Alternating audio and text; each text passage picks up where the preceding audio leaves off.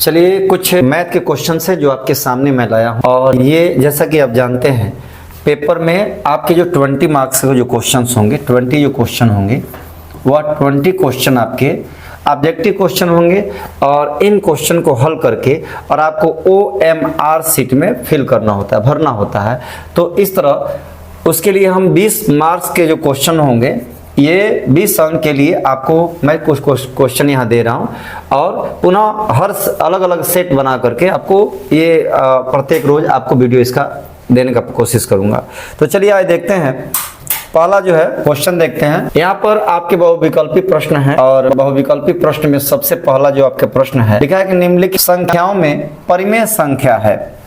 अब देखिए परिमेय संख्या की बात हो रही है, रेशनल नंबर की बात हो रही है। तो परिमेय संख्या किसे कहते हैं?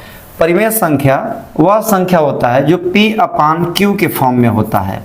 आप कह सकते हो कि वह संख्या जो P/Q के फॉर्म में होता है, where Q is not equal to 0, जहां पर हर जो है 0 नहीं होना चाहिए।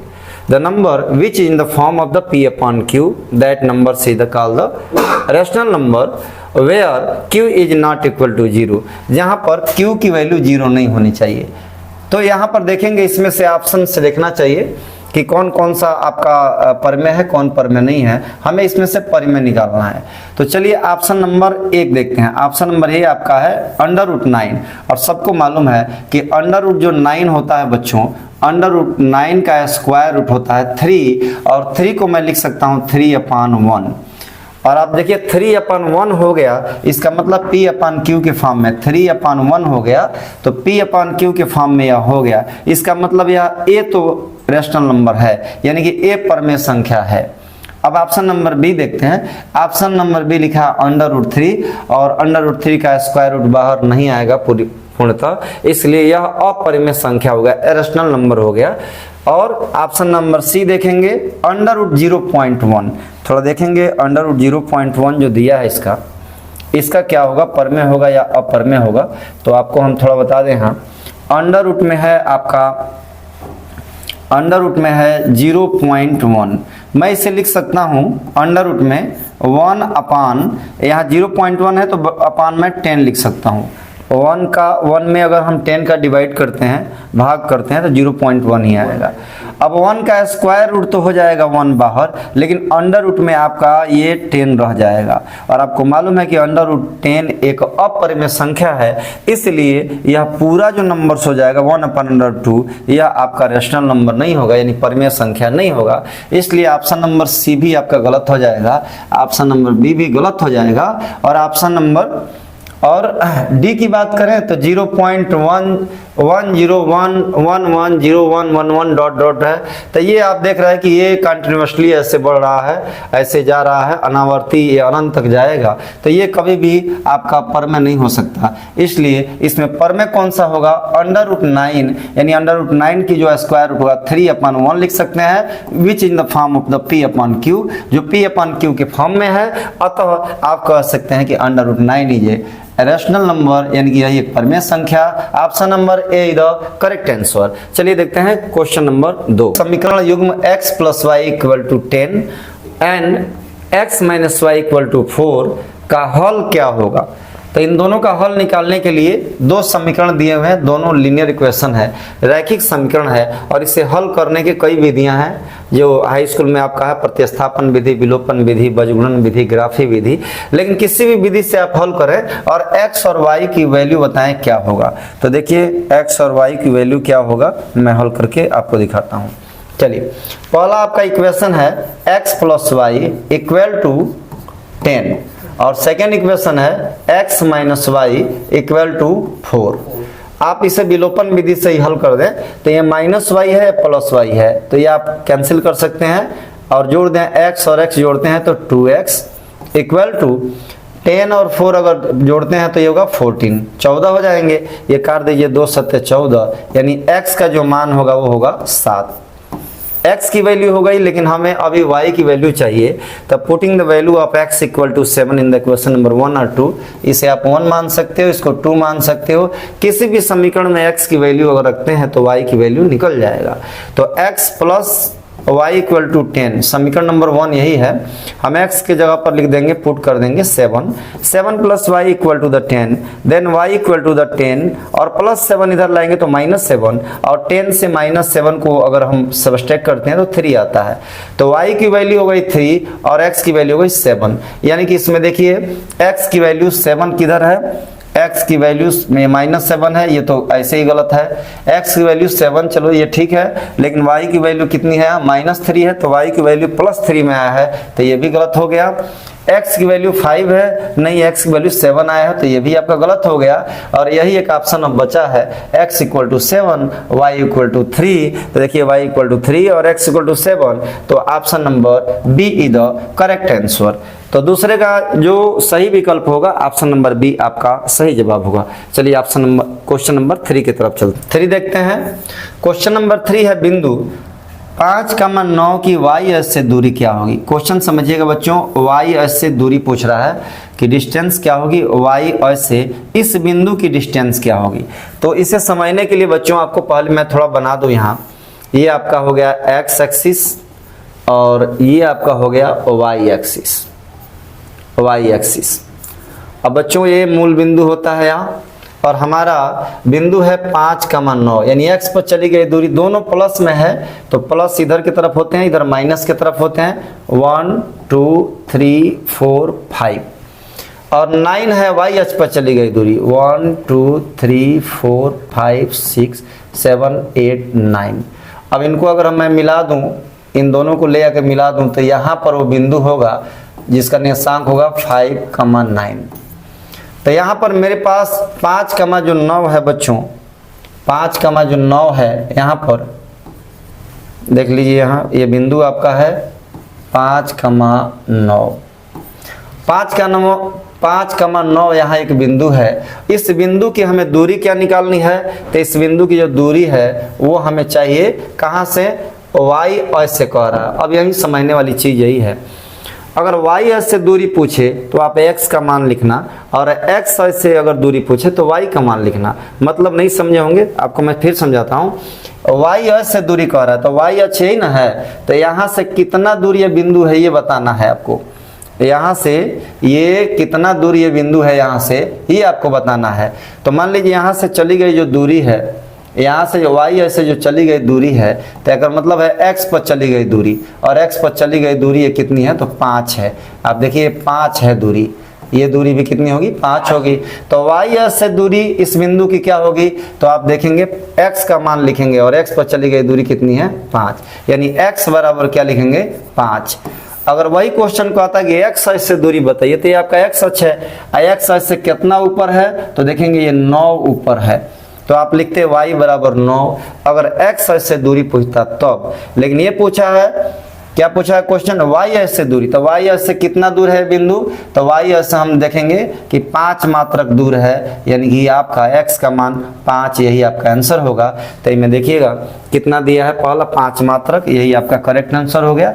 दूसरा 14 मात्रक, ये कभी नहीं हो सकता, 9 मात्रक होगा, लेकिन कब, जब अगर क्वेश्चन ये पूछता कि x अक्ष से कितनी दूर है तब आप लिख सकते थे, लेकिन ये y अक्ष से पूछा है, तो option number A the correct answer. Question number 4 है, यदि एक समद्विबाहु समकोण त्रिभुज की एक भुजा 5√2 सेंटीमीटर है तो इसके कर्ण की लंबाई क्या होगी। ये कर्ण की लंबाई पूछ रहा है। तो एक बात बताएंगे, यहाँ समद्विबाहु समकोण त्रिभुज है और इसकी एक भुजा दिया है 5√2, 5√2 एक भुजा दिया है। ये कर्ण निकालना है आपको, ये भुजा ए मान लो, ये बी मान लो, ये सी मान लो। तो आपको मालूम है कि क्वेश्चन में लिखा है कि यह समद्विबाहु समकोण त्रिभुज है, तो समद्विबाहु का मतलब जिसकी दो भुजाएं बराबर हों। तीसरा तो कर्ण कह ही रहा है, कर्ण निकालना है हमको, ये निकालना है। तो जब एक भुजा 5√2 है तो दूसरी भुजा भी यही होगी, 5√2 हो जाएगी, क्योंकि समद्विबाहु का मतलब जिसकी दो भुजाएं क्या हो, बराबर हों। तो हमें यहाँ सी का यानी कर्ण का मान निकालना है। और आपको मालूम है ये समद्विबाहु समकोण त्रिभुज है, तो यहाँ पर हम एक प्रमेय यूज करेंगे जिसका नाम है पाइथागोरस प्रमेय। और पाइथागोरस प्रमेय है सी स्क्वायर बराबर, यानी कर्ण का स्क्वायर बराबर आधार का स्क्वायर, और आधार आपका है 5√2 का स्क्वायर प्लस लंब आपका वही है 5√2 का स्क्वायर। तो चलिए इसको हल करते हैं। सी स्क्वायर इक्वल टू 5 का स्क्वायर आपका होगा 25 और अंडर रूट 2 का स्क्वायर क्या होगा, ये देखिए 5 का स्क्वायर 25, अंडर रूट 2 का स्क्वायर करेंगे तो अंडर रूट खत्म, सिर्फ 2 होगा। अब पुनः 5 का स्क्वायर 25 और गुणे अंडर रूट 2 का स्क्वायर सिर्फ 2, तो सी स्क्वायर बराबर आप देखेंगे 25 दूना 50 और फिर 25 दूना 50, यानी कि सी स्क्वायर का जो मान होगा 50 50 100 हो गया। तो सी का मान क्या होगा, तो अंडर रूट में होगा आपका 100, यानी कि सी का मान होगा 100 का स्क्वायर रूट होता है 10 सेंटीमीटर, यानी कि ये आएगा 10 सेंटीमीटर। हालांकि ये स्क्वायर जब हटाएंगे तो ये प्लस 10 माइनस 10 दोनों आता है, बट ये आप जानते हैं कि साइड कभी माइनस नहीं होता, ऋणात्मक नहीं हो सकता, इसलिए प्लस 10 आपका करेक्ट आंसर होगा, यानी कर्ण की लंबाई 10 सेंटीमीटर। और ऑप्शन नंबर देखिए A is the correct answer 10 centimetre, option number A आपका सही है। चलिए क्वेश्चन नंबर 5 देखिए। क्वेश्चन नंबर 5 है sine square 18 minus cos square 72 का मान क्या होगा, और ऑप्शन आपके सामने है, पहला है 0, दूसरा है 1, तीसरा 1/4 और चौथा है -1। तो देखिए क्या होगा, ये है sine square 18 minus cos square 72, तो ये आप हल कर दीजिए, sine square 18 minus cos square 72, ये कलर दिख रहा है कि नहीं दिख रहा है, साफ दिख रहा है। आप इसको क्या करोगे, तो साइन स्क्वायर 18 को या तो 18 को चेंज करो या 72 को, किसी एक को चेंज करना है। तो मैं इसे लिख सकता हूँ 90 माइनस 72 और माइनस कॉस स्क्वायर 72। साइन 90 से अगर 72 घटाएंगे तो 18 ही होगा। तो यहाँ फार्मूला लगा साइन 90 माइनस थीटा बराबर होता है कॉस थीटा, तो ये आपका हो जाएगा कॉस स्क्वायर 72 और माइनस यहाँ भी देखेंगे कॉस स्क्वायर 72, तो कॉस स्क्वायर 72 से कॉस 72 कट गया, यानी कि ये आपका होगा 0। और ऑप्शन में पहला ए है देखिए 0, तो option number A the correct answer. तो पहला आपका आंसर आपका पहला ए हो गया। चलिए देखते हैं अगला क्वेश्चन, और क्वेश्चन नंबर यहाँ देखिए 6 जो है आपके सामने है। किसी धनात्मक पूर्णांक p के लिए प्रत्येक धनात्मक विषम पूर्णांक का रूप क्या होगा। तो देखिए यहाँ लिखा हुआ है धनात्मक पूर्णांक है और धनात्मक सम पूर्णांक है p के लिए। तो यहाँ देखेंगे सम पूर्णांक जो है, सम पूर्णांक p के लिए सम संख्या यानी कि जो 2 से कट जाए उसी को हम सम संख्या कहते हैं। तो यहाँ p की जो वैल्यू है, यहाँ p की वैल्यू है उसमें क्या होगा, अगर p बराबर मान लीजिए आप लिख देते हैं 2 है, तो अगला अगर सम संख्या चाहिए तो हमें +2 करना पड़ेगा, यानी p +2 हो जाएगा। तो p +2 इसमें कोई नहीं है, ये नहीं होगा। पुनः इसमें पूछ रहा है विषम, पूछ रहा है विषम, तो विषम कब आएगा, जब इसमें हम 1 जोड़ेंगे। तो यहाँ p + 1 भी कोई नहीं है, तो और क्या हो सकता है 2p, ये नहीं होगा। 2p कर दोगुना करेंगे तो आप 2 दूना 4 हो जाएगा, यानी कि ये भी सम हो जाएगा। विषम चाहिए हमको, p नहीं होगा, ये नहीं होगा, ये नहीं होगा, ये भी नहीं होगा। और यहाँ देखिए ये जो है ना गलती यहाँ टाइप हो गया है, ये आपका होना चाहिए 2p + 1। अगर p एक विषम सम संख्या है, p का मान 2 रखिए तो 2 दूना 4 और 1 5 हो जाएगा, जो एक विषम संख्या होगा। तो इसलिए इसका धनात्मक विषम पूर्णांक का जो सही रूप होगा वो होगा 2p + 1। ऑप्शन नंबर पहला सही होगा, जबकि थोड़ा मिसटाइप हुआ है, तो पहला नंबर ऑप्शन आपका सही हो जाएगा। चलिए नेक्स्ट क्वेश्चन की ओर चलते हैं। क्वेश्चन नंबर 7, यदि संख्याओं 7, 8, x, 11, 14 का माध्य x है तो x का मान बताइए। तो सबको मालूम है बच्चों समांतर माध्य का फार्मूला, और समांतर माध्य बराबर होता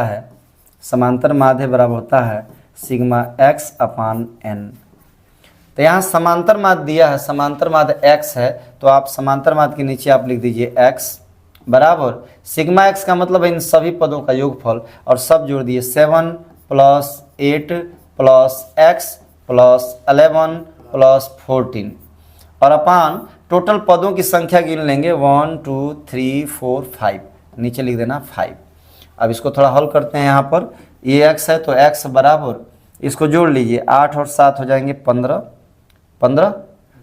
और 14 आपके हो जाएंगे 29 और 11 जोड़ देते हैं तो कितना होगा 40 और प्लस हो जाएंगे, इसमें x भी है 40 + x अपान नीचे भी आपका कितना है 5 है। आप यहाँ क्रॉस मल्टीप्लिकेशन कर लेंगे, तो इच्छा बज गुणन कर लेंगे, तो इसका 1 में गुणा करेंगे तो वही होगा 40 + x बराबर ये हो जाएगा आपका 5x। अब +x उधर लेके चले जाइए तो 40 बराबर हो जाएगा 5x - x हो जाएगा, अब यहाँ देखेंगे 5 से एगो x घटा देंगे तो हो जाएगा 4x बराबर हो गया 40। तो x का मान 4 दहा में 40, यानी x का मान कितना हो गया 10। अब इसमें देख लेना ऑप्शन नंबर कौन सा 10 है, तो option number A the correct answer, option number A आपका 10 होगा x की वैल्यू। चलिए क्वेश्चन नंबर 7 हो गया। क्वेश्चन नंबर 8 की ओर चलते हैं और देखते हैं क्वेश्चन नंबर 8 क्या है।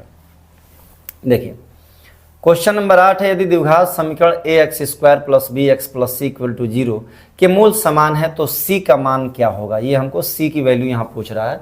तो चलिए हम यहाँ हल करते हैं कि ये हमारा द्विघात समीकरण दिया है, द्विघात समीकरण दिया है ax² plus bx plus c बराबर 0। तो हमको कह रहा है कि चूंकि मूल समान है, यहाँ मैं लिख रहा हूँ चूंकि मूल जो है वो क्या है, समान है।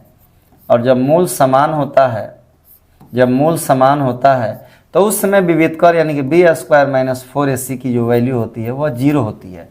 b² minus 4ac equal to 0। तो b² माइनस 4a और c सेम चीज़ है, इसमें कोई बदलाव नहीं करना, लेकिन हमें c की वैल्यू चाहिए, c का मान निकालना है। तो आप समझ लीजिए b² बराबर, ये माइनस है उधर ले जाएंगे बराबर के तो प्लस 4ac हो गया, बट हमें चाहिए c का मान, तो ये 4a इसके नीचे आएगा, यानी कि c बराबर हो जाएगा b² अपान 4a। तो आप देख सकते हैं c की वैल्यू है b² अपान 4a, और ऑप्शन में देखते हैं सबसे पहला नंबर ऑप्शन ही है b² अपान 4a। तो option number A the correct answer. ठीक है, बस इसको ये ध्यान देना है इसमें। ये क्वेश्चन नंबर जो 9 है, क्वेश्चन नंबर 9 यहाँ फिगर बनाया हुआ है, और फिगर आप देख सकते हैं। अगर यह साफ आपको नहीं दिख रहा है तो मैं आपको यहाँ थोड़ा बना के दिखा देता हूँ अलग। एक ऐसे त्रिभुज बनाया हुआ है, और एक त्रिभुज नहीं है, बन जाएगा इससे। एक त्रिभुज है जिसका नाम कुछ लिखा हुआ है ABC, और बीच में आपका है DE, इसके समांतर खींची गई रेखा है DE। ठीक है, इसमें AD की जो वैल्यू है ये दिया है x प्लस 3 सेंटीमीटर, DB की जो वैल्यू है ये दिया है 3x प्लस 9 सेंटीमीटर, और AE की वैल्यू दिया है x सेंटीमीटर, और EC की वैल्यू दिया है 3x प्लस 4 सेंटीमीटर। तो हमें यहाँ से क्या ज्ञात करना है, हमें x की वैल्यू ज्ञात करनी है, जबकि क्वेश्चन में लिखा है कि DE समांतर है क्या, DE समांतर है BC का। जब DE समांतर BC का है तो यहाँ पर आधारभूत थेल्स प्रमेय का हम प्रयोग करेंगे, और थेल्स प्रमेय क्या है तो आप समझ सकते हैं कि अगर किसी त्रिभुज में एक भुजा के समांतर अगर एक समांतर रेखा खींची जाती है तो यह अन्य दो भुजाओं को जिन बिंदु पर मिलते हैं, ये बिंदु उन भुजाओं को समान अनुपात में विभाजित करते हैं, यानी कि हो जाएगा AD बटा DB बराबर AE बटा EC। ये हमारा थेल्स प्रमेय है। अब इसी आधार पर हम लोग रखेंगे इसको और रख करके हल करेंगे। तो चलिए सबका मान दिया हुआ है, AD के जगह पर हम क्या लिखने वाले हैं, x प्लस 3। तो यहाँ हम लिख देंगे x प्लस 3 अपान DB के जगह पर हम लिखने वाले हैं 3x प्लस 9 इक्वल टू यहाँ AE की जगह पर लिखने वाले हैं x, और अपान EC की जगह पर लिखने वाले हैं 3x प्लस 4। अब इसको आप बज गुणन करके और हल कर लीजिए। तो चलिए तिरछा तिरछी गुणा कर सकते हैं, इसका इसमें इसका इसमें। तो पहले x से इसमें गुणा करेंगे तो होगा 3x² plus 9x equal to इसमें करें तो हो गया 3x² प्लस 3 त्रिज्या 9x हो गया। अब 4 से भी गुणा करना पड़ेगा तो प्लस 4x प्लस 4 3 कितना हो गया 12। 3x² दोनों तरफ है, कैंसिल कर दो, 9x भी दोनों तरफ है, कैंसिल कर दो। तो इधर बचा क्या है देख लेना, 4x प्लस 12 इक्वल टू यहाँ इधर कुछ नहीं है तो लिख देना 0। तब 4x इक्वल टू प्लस 12 इधर जाएगा तो माइनस 12 होगा। तो x की वैल्यू 4 3 12, यानी x की वैल्यू हो गई -3, और यही आपका करेक्ट आंसर होगा -3। अब इसमें ऑप्शन में हम देखेंगे कि -3 इसमें है या नहीं है। चलिए देखते हैं। सबसे पहले आपका है 2, फिर है 4, और उसके बाद है 1, और फिर है 3 दिया है, लेकिन -3 इसका आंसर होगा। यही आपका correct option number D the correct answer इसका होगा। ऑप्शन नंबर आपका जो डी है वो करेक्ट आंसर होगा। चलिए नेक्स्ट क्वेश्चन देखते हैं, क्वेश्चन नंबर 10। क्वेश्चन नंबर 10 आपका है 1 से 10 तक की धनात्मक सम संख्याओं का समांतर माध्य बताइए। तो आप बताइए 1 से और 10 के बीच में 1 to 10 के बीच में सम संख्या क्या क्या होगा।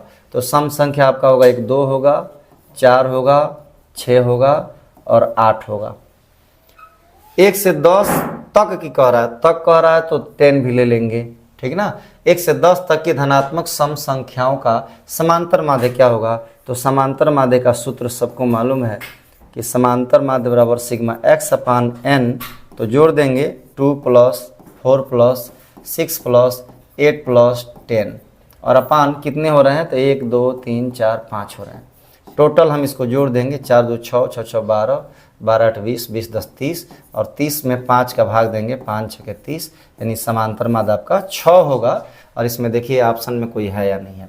पहला ऑप्शन ए है, 5 है, नहीं है, 2 नहीं होगा, 4 नहीं होगा और ऑप्शन नंबर डी 6 दिया है, तो option number 6 D the correct answer, D 6 होगा। तो चलिए क्वेश्चन नंबर ये 10 आपका। क्वेश्चन नंबर 11 देखिए, क्वेश्चन नंबर 11 है 156 के अभाज्य गुणनखंड होंगे। तो यहीं पर देख लेंगे 156 हैं और 156 के अभाज्य गुणनखंड क्या होंगे? इसको आप काट लीजिए ऐसे, 2 7 14 और 2 8 16, फिर 2 से काट सकते हैं, 2 3 6, 2 9 18, 3 से कटेगा, 3 1 3, 3 3 9 और 13 से कटेगा, कट गया। इसमें देखेंगे 1 2, 2 कितनी बार है? 2 बार है, तो 2 × 2 और उसके बाद एक 3 है और एक 13 है। तो आप देखिए 2 पर 2 घात गुणे 3 × 13, इसमें देखेंगे कौन सा है? ये ऑप्शन नंबर ए आपका कौन सही होगा? ए जो होगा सही होगा। 2 to the power 2 × 3 × 13, option number A the correct answer. पिछला साल दिया भी था, बता और ये पेपर में आया था, बोर्ड पेपर में, तो इसको आप लोग तैयार कर लीजिएगा। ये तो पहले अभ्यास का है। फिर देखते हैं अगला क्वेश्चन। नेक्स्ट क्वेश्चन आपका है क्वेश्चन नंबर 12। यदि समीकरण युग्म 2 समीकरण दिया है, रैखिक समीकरण, और कह रहा है कि अपरिमित रूप से अनेक हल हैं। इस बात पर थोड़ा फोकस करेंगे, अपरिमित रूप से अनेक हल हैं। तो जब आप जानेंगे कि रैखिक समीकरण 2 दिए हों और उसके अपरिमित रूप से अनेक हल हों, तो उसके लिए फार्मूला याद करिएगा, a1/a2 = b1/b2 = c1/c2। ये तीनों बराबर हो जाएंगे जब अपरिमित रूप से अनेक हल होगा तो चलिए इस क्वेश्चन में थोड़ा छांट लीजिएगा, a1 b1 c1 है क्या? तो a1 के जगह पर आप लिखिएगा 2, यहाँ लिखिए 2 बटा a2 के जगह पर क्या लिखने वाले हैं? तो दूसरे समीकरण में x के जगह पर क्या है? 4। उसके बाद b1 के जगह पर जो y का गुणांक है यहाँ 3 है, अपान b2 यहाँ y का जो गुणांक है वो k है, और तीसरा c1/c2, तो c1 इसमें है 5 और इसमें है 10। आप जिधर से भी हल करना चाहें कर सकते हैं। आप इसको भी काट से 5 1 जा 5, 5 2 जा 10, 1/2, और आप यहाँ से क्रॉस मल्टीप्लाई, इसको भी 2 1 जा 2, 2 2 जा 4, या तो इनके साथ गुणा करो, इनके साथ बात है कही है, k में 1 का गुणा करेंगे तो k होगा, और यहाँ 3 दूना क्या हो जाएगा? 6 हो जाएगा।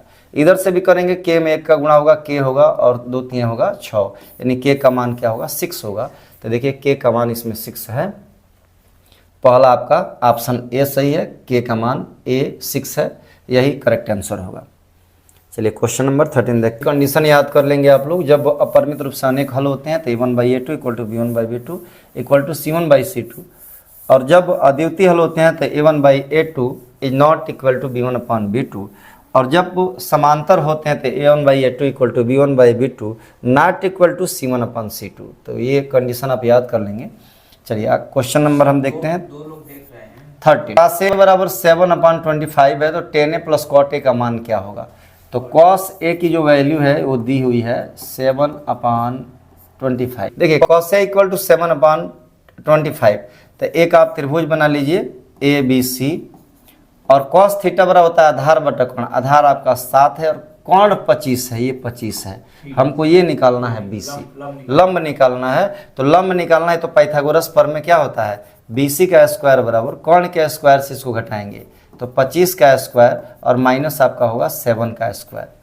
तो BC स्क्वायर बराबर 25 का होगा 625 और 7 का होगा 7 7 49, यानी BC स्क्वायर बराबर 625 से 49 घटाइए, 15 से 9 गया 6, 11 से 4 गया 7, 576 होगा। तो BC बराबर 576 का स्क्वायर रूट होगा 24 सेंटीमीटर। ये आपका निकल गया 24 सेंटीमीटर।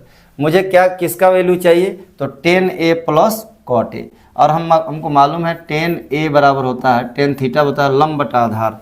तो मेरा लंब अब कितना है? 24 है, 24 है, अब बटा आधार कितना है? तो 7 है। और फिर cot A का मान निकालना है, तो cot A बराबर इसी का उल्टा होगा, तो 7 बटा हो जाएगा क्या 24 हो जाएगा। हमको दोनों को ऐड करना है क्योंकि निकालना है किसकी value 10A plus cot A, इन दोनों का वैल्यू हमें निकालना है। तो क्या करेंगे 10A के जगह पर कितना लिखने वाले हैं हम, तो 24/7, ये हो गया 24/7 आप प्लस 7/24। अब इसको आप जोड़ दीजिएगा, आपका आंसर हो जाएगा 7 और 24 का एलसीएम में 24 हो गया 576 प्लस 7 7 की त्रिज्या R2 है, यानी कि 3 सेमी। अब कह रहा है कि इनके वृत्तों के क्षेत्रफलों का योग, तो दोनों का क्षेत्रफल को जोड़ दो। तो वृत्त का क्षेत्रफल का सूत्र होता है पाई आर स्क्वायर, तो इस पहले वृत्त के लिखेंगे पाई R1 का स्क्वायर, आप प्लस जोड़ देना है, दूसरे के लिए हो जाएगा पाई R2 का स्क्वायर, दूसरा पाई R2 का स्क्वायर कर दीजिए। तो ये हो गया पाई R1, पहले वृत्त की त्रिज्या 4 है तो आप लिखिए 4 का स्क्वायर, प्लस पाई R2 दूसरे वृत्त की त्रिज्या 3 है तो लिख दिए 3 का स्क्वायर। ये हो गया पाई 4 का स्क्वायर होगा 16 और पाई 3 का स्क्वायर होगा 9। तो ये हो गया 16 पाई और प्लस हो गया 9 पाई, 16 और 9 होते हैं 25 पाई, यानी कि 25 पाई वर्ग सेंटीमीटर आपका जो है क्षेत्रफल होगा। लेकिन सवाल ये कह रहा है कि दोनों को जोड़ने पर जो योग आएगा उसका क्षेत्रफल के बराबर वृत्त की त्रिज्या क्या होगी, यानी कि दोनों वृत्तों को क्षेत्रफल का जोड़े हैं तो आया है 25 ये वाला 14 कहाँ लिख दें, इधर लिख देना 25 पाई। और हमको कह रहा है कि नहीं इसके बराबर एक और वृत्त है उसकी त्रिज्या क्या होगी जो इसके बराबर क्षेत्रफल है। तो इसके बराबर वृत्त का एक क्षेत्रफल और वृत्त का क्षेत्रफल का सूत्र होता है पाई आर स्क्वायर। तो पाई से पाई काट दीजिएगा, यानी आर स्क्वायर बराबर हो गया आपका 25, तो आर बराबर तो 25 का स्क्वायर हो गया 5, यानी कि अब उसकी जो रेडियस होगी, जो नया वृत्त है उसकी जो रेडियस होगी वो 5 सेंटीमीटर होगी। और ऑप्शन में है ए 5 सेंटीमीटर आपका करेक्ट आंसर हो गया। चलिए क्वेश्चन नंबर 15 देखते हैं। क्या है द्विघात समीकरण के मूल हैं, तो द्विघात समीकरण दिया है x² minus 3x minus 10 equal to 0। तो आप देखेंगे ऐसा क्या है, जोड़ने घटाने पर आपको आना चाहिए बीच में 3 और गुणा करने पर 10। तो आप लिख दिए x² माइनस 5x और plus 2x minus 10 equal to 0। -5 plus 2 -3 हो जाएगा और 5 दूना का 10 हो जाएगा। यहाँ से x कॉमन लेंगे तो x माइनस 5 हो गया, प्लस 2 कॉमन लेंगे तो x और 2 पच्चे 10 माइनस 5 बराबर 0। दोनों क्वेश्चन में होगा x माइनस 5 और दूसरे क्वेश्चन में होंगे x प्लस 2 इक्वल टू 0। तो x की वैल्यू क्या होगी, तो -5 बराबर के उधर ले जाएंगे +5, प्लस 2 बराबर के उधर ले जाएंगे तो -2। अब देखेंगे 5 और -2 आपका करेक्ट आंसर होगा, option number A the correct answer. तो ऑप्शन नंबर ए 5 का -2 आपका आंसर होगा।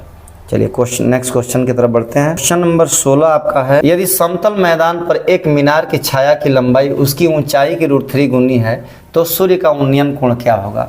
तो समतल मैदान पर एक मीनार है, आप एक मीनार ऐसे बना लीजिए और इसमें देखिए फिगर बना लीजिए, एक मीनार हो गई और इस मीनार की जो छाया है, छाया इधर या उधर बना लीजिएगा, छाया की लंबाई उसकी ऊंचाई की √3 गुनी है। तो हमें ऊंचाई नहीं मालूम है, मान लिया ऊंचाई h है तो उसकी छाया कितनी हो जाएगी, छाया की लंबाई छाया की लंबाई ऊंचाई की √3 गुनी, तो ये हो जाएगी √3h हो जाएगी। ये एक त्रिभुज बना दीजिए ABC, कुछ नाम ले लेंगे। हमें कह रहा है कि सूर्य का उन्नयन कोण क्या होगा, यहाँ पर जो थीटा है इसका मान क्या होगा। तो हम देख रहे हैं कि लंब दिया है, आधार भी दिया है, कोण निकालना है। तो यहाँ लिख देंगे tan थीटा बराबर होता है लंब बटा आधार। लंब आपने माना h और आधार आपका है √3h और h से h आपका कट गया, यहाँ 1 हुआ तो tan थीटा इक्वल टू 1/√3 और tan थीटा इक्वल टू 1/√3 किसका मान है, 1/√3 10 में तो 30 का मान है, 10 से 10 कट गया, यानी कि उन्नयन कोण आपका कितना अंश होगा, 30 अंश होगा। तो ऑप्शन में देखिए 30 अंश, option number A is the correct answer. चलिए नेक्स्ट क्वेश्चन की तरफ चलते हैं। अब अगला क्वेश्चन देखते हैं, क्वेश्चन नंबर 17। यदि एक वृत्त का परिमाप तथा क्षेत्रफल संख्यात्मक रूप से समान है तो उस वृत्त की त्रिज्या क्या होगी। तो देखिए वृत्त का परिमाप का मतलब है वृत्त की परिधि, और वृत्त की परिधि का सूत्र होता है 2πr, बराबर है किसके, क्षेत्रफल के, और क्षेत्रफल का सूत्र होता है पाई आर स्क्वायर। पाई से पाई काट दीजिए, पाई से पाई कट गया, और आर स्क्वायर, एक आर से एक आर काट दीजिए, तो यहाँ सिर्फ बचा आर, और इधर कितना बच गया, सिर्फ 2, यानी आर बराबर 2 मात्रक आपका त्रिज्या हो जाएगी। ऑप्शन नंबर ए आपका करेक्ट आंसर होगा। ऑप्शन नंबर ए आपका ये करेक्ट आंसर होगा। देखिए ये आपका ऑप्शन नंबर ए है। ठीक है, अगला क्वेश्चन देखते हैं। यदि sine theta equal to cos theta, then theta का मान क्या होगा? तो देखिए साइन थीटा बराबर अगर कॉस थीटा है तो थीटा की वैल्यू क्या होगी, ये हमको बताना है। देखिए क्या होगा, देखिए sine theta equal to cos theta, तो हम जानते हैं कि साइन थीटा बराबर है कॉस थीटा के, कॉस थीटा के, या लिख सकते हैं साइन थीटा, ये बट्टा में नीचे कर देंगे, कॉस थीटा बराबर हुआ 1, यानी कि साइन बाई कॉस को हम बोलते हैं टेन थीटा, टेन थीटा बराबर 1, ये टेन थीटा बराबर 10 कितने का मान 1 होता है, 1045 की वैल्यू होती है 1, 10 से 10 कट गया, थीटा की वैल्यू हो गई 45 डिग्री।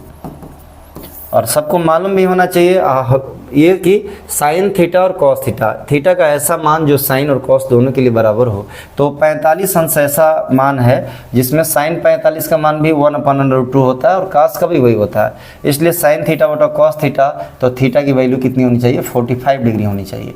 तो यहाँ देखेंगे 45 डिग्री ऑप्शन नंबर ए में है। Option number A is the correct answer. चलिए अगला क्वेश्चन देखते हैं हम। क्वेश्चन नंबर आपका है 19, साइन 15 अपॉन कॉस 75, और यहाँ देखेंगे साइन 15 अपॉन कॉस 75, दोनों में कोई एक चेंज करते हैं, एक छोड़ देते हैं। अगर ऊपर ही चेंज करें तो साइन 15 की जगह पर लिख सकते हैं 19 माइनस 75, अगर मैं 90 75 को घटाता हूँ तो 15 होगा, और नीचे वैसे ही रन देंगे cos 75, तो साइन 90 माइनस थीटा इक्वल होता है cos थीटा, तो हो गया cos 75 अपन नीचे भी आपका है cos 75, और ये एक बार में कैंसिल हो गया, इसलिए इसका मान होगा 1। हम देखेंगे option number A is the correct answer, 1 जो है आपका सही जवाब होगा।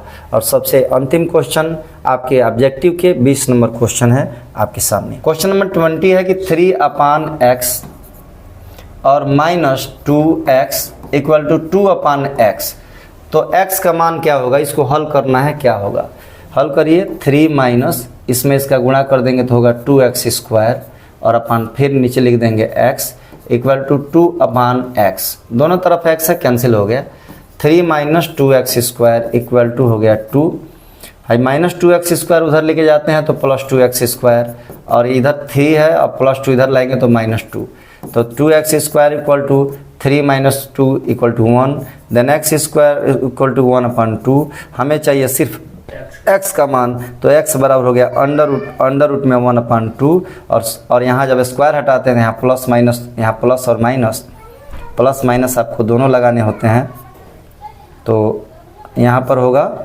यहाँ देख लेते हैं x इक्वल टू क्या हो जाएगा, x इक्वल टू, तो ये हो गया +- 1/√2, तो देखिए +- 1/√2 कहाँ है, तो पहला ही है, option number A the correct answer. और इसी के साथ आपके 20 प्रश्न शुरू होते हैं, ये समाप्त होते हैं, और 20 प्रश्न पुनः शुरू करेंगे अगले वीडियो में, तब तक के लिए